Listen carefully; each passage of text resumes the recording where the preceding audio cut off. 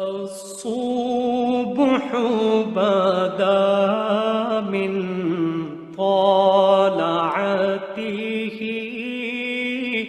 والليل دجى.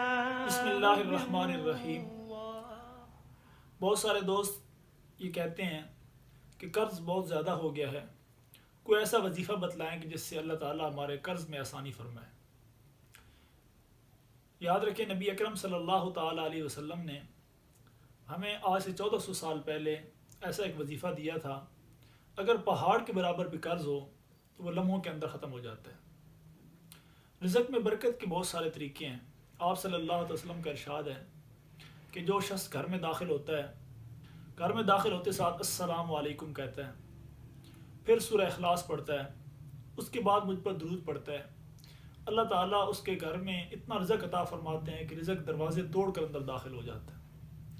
اسی طرح میرے بھائیوں، آپ علیہ الصلوۃ والسلام نے قرض سے نجات کی ایک دعا فرمایا کہ اگر کوئی شخص یہ دعا صبح شام پڑھے گا تو اللہ تعالیٰ اسے پہاڑ جتنا قرض بھی اگر اس پر ہوگا اس کے لیے آسانیاں پیدا فرما دیں گے. وہ دعا یہ ہے: اللہم اکفنی بحلالک عن حرامک واعننی بفضلک عمن سواک.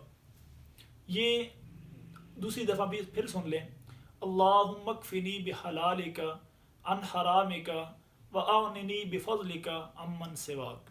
یہ ایک ایسی دعا ہے جو اگر پہاڑوں کے برابر بھی انسان پر قرض کو ہو، اللہ تعالیٰ اس قرض کو اتارنے میں اس کے لیے آسانی پیدا فرما دیتے ہیں.